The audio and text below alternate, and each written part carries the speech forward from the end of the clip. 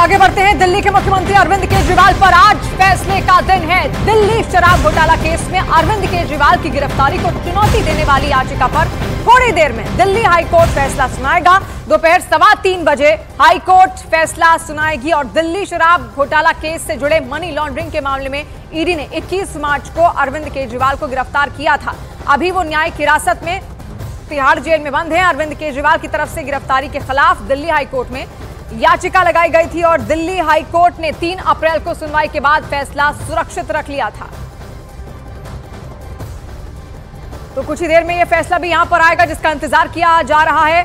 3:15 के आसपास हाईकोर्ट ने अपना जो फैसला सुरक्षित रखा था वो उसकी ओर से सुनाया जाएगा। विक्रांत यादव हमारे वरिष्ठ सहयोगी हमारे साथ इस वक्त दिल्ली से लाइव जुड़ रहे हैं। विक्रांत, कितनी देर में आएगा फैसला, कितना और इंतजार अभी? देखिए 3:05 से ज़्यादा समय हो चुका है। अगले 10 मिनट में फैसला आना चाहिए और इस समय आप देखिए हाईकोर्ट का ये मुख्य द्वार है, मेन गेट है और हाईकोर्ट के बाहर भी मीडिया का भारी जमावड़ा है। लोग भी यहाँ पर इकट्ठा हो गए हैं क्योंकि बड़ा फैसला है। दिल्ली के मुख्यमंत्री अरविंद केजरीवाल की गिरफ्तारी और उनके रिमांड दोनों को चुनौती दी गई है। देश विदेश में इस पर नज़र लगी हुई है और पक्ष विपक्ष भी इस फैसले पर नज़र लगाए हुए। ईडी ने बहुत जोरदार तरीके से इस मामले में अरविंद केजरीवाल की याचिका का विरोध किया था। हालांकि अरविंद केजरीवाल की तरफ से 2-3 चीजों को लेकर सवाल उठाया गया था। एक तो याचिका की, एक तो गिरफ्तारी की टाइमिंग पर सवाल उठाया गया था। दूसरा ये कहा था किसी भी गवाह ने शुरुआती बयानों में कभी भी उनका नाम नहीं लिया। बाद में जब उन्हें गिरफ्तार कर लिया गया तो एक तरह से दबाव पड़ने पर उनका नाम लिया गया। कहीं भी डायरेक्ट बेनिफिशियरी या प्रोसीड ऑफ क्राइम उनके पास नहीं आ रही है और किसी तरह का मनी ट्रेल भी ईडी के पास नहीं है। वहीं ईडी ने इस मामले में अरविंद केजरीवाल के मामले में ये कहा कि वो आम आदमी पार्टी के मुखिया होने के नाते उनकी दोहरी जिम्मेदारी बनती है। एक तो वो पार्टी के मुखिया थे और दूसरा उनकी इंडिविजुअल कैपेसिटी में भी। ईडी का हालांकि ये साफ कहना था कि वो हवाला या पैसों के लेन देन में सीधे शामिल नहीं थे, लेकिन कहीं ना कहीं सब कुछ उनकी जानकारी में था और ईडी ने इसी कारण उनकी गिरफ्तारी का पुरजोर विरोध किया। ईडी का यह भी कहना था कि अगर कोई राजनेता किसी चुनावी आचार संहिता लगने के बाद कोई अपराध करता है तो वो ये दलील नहीं दे सकता कि अभी क्योंकि चुनावी आचार संहिता लगी हुई है तो उसे गिरफ्तार नहीं किया जा सकता। बहरहाल लंबी दलीलें चली थी और आज 3:15 बजे, पहले 2:30 बजे इस मामले का फैसला आना था, लेकिन 2:30 बजे ये सूचना आई कि कोर्ट अब 3:15 बजे इस मामले का फैसला सुनाएगी। जी, जब न्यायिक हिरासत में विक्रांत भेजा गया था केजरीवाल को तो उस वक्त भी ईडी ने कहा था, तब आपने भी ये बताया था कि ईडी आगे भी इनसे पूछताछ कर सकती है। तो क्या लगता है आगे क्या हो सकता है? क्या ईडी अब भी क्योंकि संतुष्ट नहीं है केजरीवाल के जवाबों से, तो क्या आगे वो एक बार फिर से उनको हिरासत में लेकर पूछताछ कर सकती है? आगे का रास्ता किस तरीके से बनता दिख रहा है? देखिए ईडी का क्योंकि पुलिस इन्वेस्टिगेशन, जो पुलिस कस्टडी की जो अवधि होती है वो पूरी नहीं हुई थी और उससे पहले ही ईडी ने उन्हें जुडिशियल कस्टडी में भेजने का अनुरोध किया था। तो ईडी एक तरह से अपना ऑप्शन खुला रखना चाहती है कि आगे अगर जरूरत पड़े तो वो दोबारा से सीएम को अपनी कस्टडी में ले सके। लेकिन रही बात इस हाईकोर्ट वाले मुकदमे की, ये एकदम ट्रायल से अलग है। जो निचली अदालत में जो चल रहा है उससे बिल्कुल अलग है क्योंकि यहाँ पर बेल के लिए नहीं बल्कि अपनी गिरफ्तारी और अपने रिमांड को चैलेंज किया है। हालांकि एक और बड़ी बात जो न्यूज 18 इंडिया के दर्शकों को जानना बेहद जरूरी है कि हाईकोर्ट का जो भी आदेश आएगा मुझे लगता है कि उसके बाद अंतिम फैसला सुप्रीम कोर्ट में ही होगा क्योंकि जो भी पक्ष होगा, अगर रिलीफ मिलता है तो ईडी सुप्रीम कोर्ट में जाएगी और अगर रिलीफ नहीं मिलता तो अरविंद केजरीवाल के वकील सुप्रीम कोर्ट जाएंगे। लेकिन सुप्रीम कोर्ट से ही इस मामले का अंतिम फैसला होना दिखाई देगा। जी विक्रांत, यानी कि ये स्पष्ट है कि अगर आज राहत नहीं मिलती है हाईकोर्ट के फैसले से केजरीवाल को, आम आदमी पार्टी को, तो सीधे सुप्रीम कोर्ट का रुख किया जा सकता है, या अगर ईडी के साथ भी ऐसा हुआ तो सुप्रीम कोर्ट का रुख किया जा सकता है। ये विकल्प है दोनों के पास अभी।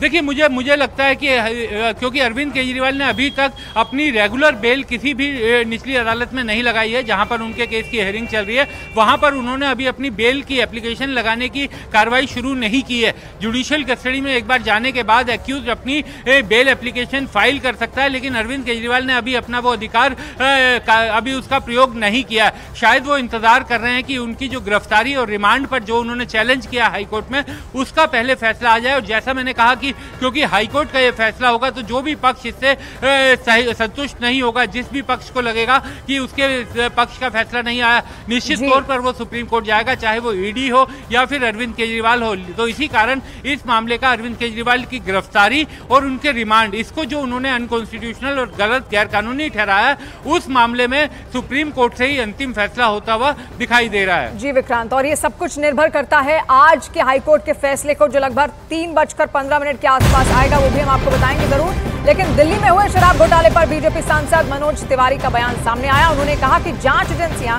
घोटाले की जांच में जुटी हैं। अरविंद केजरीवाल ने शराब घोटाले में आतिशी और सौरभ भारद्वाज का नाम लिया है, ये उन्होंने कहा, और इस घोटाले में शामिल किसी भी आरोपी को बख्शा नहीं जाएगा, ये भी उनकी ओर से कहा गया है। तो देखिए, तमाम प्रतिक्रियाएं सामने आ रही हैं जब से अरविंद केजरीवाल की गिरफ्तारी हुई है 21 मार्च से, उसके बाद से, और अब मनोज तिवारी का ये बयान सामने आया। घोटाला इतना बड़ा है कि निश्चित रूप से इसमें जो भी दोषी है वहाँ तक तो पहुँचने की कोशिश करेगी ही जांच एजेंसी। अब रही बात कि इस शराब घोटाले में आतिशी और सौरभ भारद्वाज, आप दोनों का नाम अरविंद केजरीवाल जी ने दिया, और आतिशी जी ने अपनी प्रेस कॉन्फ्रेंस में दुर्गेश पाठक और राघव चड्ढा जी का नाम दिया। तो मेरा मानना है कि जब ये लोग खुद ही बता रहे हैं कि इस घोटाले में ये भी हैं, तो जांच एजेंसी को ये जांच तो करनी पड़ेगी। और मेरा मानना है कि जो निर्दोष है वो सत्य थोड़ा देर परेशान हो सकता है, लेकिन जो दोषी है वो बचना नहीं चाहिए। और विक्रांत लगातार हमारे साथ जुड़े हुए हैं। विक्रांत, फैसला तो कुछ देर में जरूर आएगा, लेकिन अरविंद केजरीवाल ने भी नाम लिया था, आतिशी का भी और सौरभ भारद्वाज का भी, उसको लेकर क्या कोई डेवलपमेंट, क्या ईडी अब इनसे पूछताछ करेगी, उसको लेकर क्या ईडी आगे बढ़ेगी? देखिए, वो एक राजनीतिक है कि उस पर बीजेपी और आम आदमी पार्टी दोनों एक दूसरे से आरोप प्रत्यारोप कर रहे हैं, लेकिन अरविंद केजरीवाल ने जो नाम लिया था, और ईडी का जो दावा है कि उन्होंने पूछताछ के दौरान ये बताया कि विजय नायर जो थे, विजय नायर क्योंकि इस मामले के आरोपी हैं, वो गिरफ्तार हो चुका है, और विजय नायर आतिशी और सौरभ को रिपोर्ट करते थे, वो उन्हें रिपोर्ट नहीं करते थे, ये सीएम ने अपने बयान में कहा। हालांकि यही ठीक बयान, बिल्कुल यही बयान विजय नायर ने 1.5 साल पहले, जब वो ईडी ने उसे गिरफ्तार किया था, करीब 1-1.25 साल पहले, तो विजय नायर ने लिखित में यही बयान ईडी को दिया था कि मैं आतिशी को और सौरभ भारद्वाज को रिपोर्ट करता हूं। तो इस बयान में कोई ऐसी नई बात नहीं थी कि वो एकदम से ईडी के सामने कोई नई जानकारी आई हो। हालांकि वो कोरैबोरेटिव हो गई कि जो बात विजय नायर ने बोली थी वही बात अरविंद केजरीवाल ने बोली, क्योंकि ईडी की कोशिश ये है कि क्योंकि कुछ आरोपियों ने यह कहा है कि विजय नायर को अरविंद केजरीवाल ने कहा था कि वो मेरा बच्चा, उसको आप मिल लीजिए, तो वो सीधी डायरेक्ट लिंक अरविंद केजरीवाल और विजय नायर का ईडी स्थापित करना चाहती है, उसके लिए केस में भी जरूरी है। लेकिन अरविंद केजरीवाल ने अपने बयान में लगभग वही बात कही जो विजय नायर ने भी अपने बयान में 1-1.25 साल पहले कही थी कि वो आतिशी और सौरभ को रिपोर्ट करते थे। तो अगर ईडी चाहे तो निश्चित तौर पर कभी भी इन नेताओं को भी बुला सकती है। हालांकि कुछ ऐसे नेता जैसे दुर्गेश पाठक और बाकी नेताओं से ईडी अभी भी पूछताछ कर रही है। कल उसने दुर्गेश पाठक से 4 घंटे तक पूछताछ की, जो पार्टी के विधायक भी हैं और नगर निगम के पार्टी के मुखिया भी हैं, वो पूरा संभालते थे, नगर निगम चुनाव उन्होंने संभाला था। तो इस तरीके से जिन जिन लोगों की भूमिका आ रही है उनके बारे में पूछताछ जरूर हो रही है।